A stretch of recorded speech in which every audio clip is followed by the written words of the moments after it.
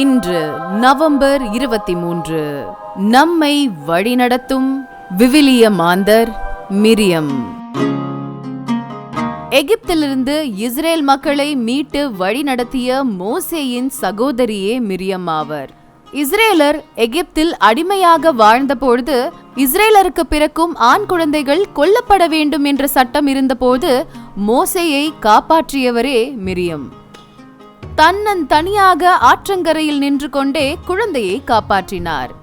அதே போன்று துணிச்சலுடன் இளவரசி முன்பாக சென்று ஒரு செவிலித்தாயை அழைத்து வந்தார்.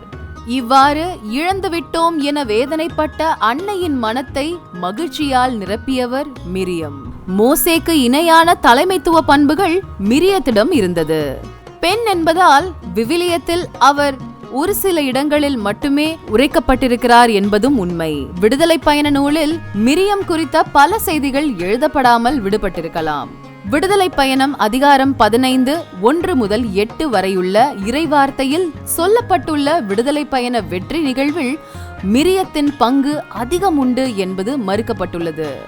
பெண்களையும் ஆண்களையும் ஒருங்கிணைப்பதில் மிகச் சிறந்த பங்காற்றியுள்ளார் மிரியம். மோசே பார்வோனின் அரண்மனையில் பேசிக் கொண்டிருந்த போது வெளியிலிருந்து மக்களை அமைதிப்படுத்திய மாபெரும் பணியினை மிரியம் தான் செய்தார். மோசேயின் தலைமையில் வாக்களிக்கப்பட்ட கானான் நாட்டிற்கு பாலைவனத்தில் பயணித்த இஸ்ரேல் மக்கள் தங்கள் தலைவியான மிரியம் குணமாகும் வரை தங்களது பயணத்தை நிறுத்தி கூட வைத்தனர். மோசே ஆரோனை போன்று மிரியத்தின் மரணமும் வரலாற்றில் பதிவு செய்யப்பட்டுள்ளது.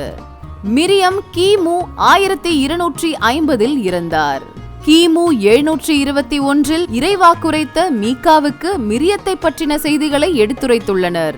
மீகா 6:4 நான் உங்களை எகிப்து நாட்டிலிருந்து அழைத்து வந்தேன், அடிமைத்தன வீட்டிலிருந்து மீட்டு வந்தேன், உங்களுக்கு முன்பாக மோசேயையும் ஆரோனையும் மிரியமையும் அனுப்பி வைத்தேன் என்று சொல்லப்பட்டுள்ளது. ஆக விவிலிய மாந்தரான மிரியம் வழியாக நாம் கற்றுக்கொள்ளும் வாழ்வியல் கருத்து. நம்பிக்கைக்கு அடையாளம். பெண்மையும் பெண்களையும் மதிக்க வேண்டும் என்பதனையே மிரியத்தின் வாழ்க்கை முறை நமக்கு அடையாளப்படுத்துகிறது. ஒரு பெண் என்றில்லாமல் பெண்களை மதிக்கின்ற போது சமுதாயத்தை நாம் உருவாக்குகின்றோம்.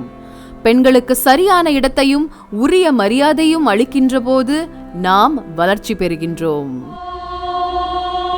ஜெபிப்போமாக.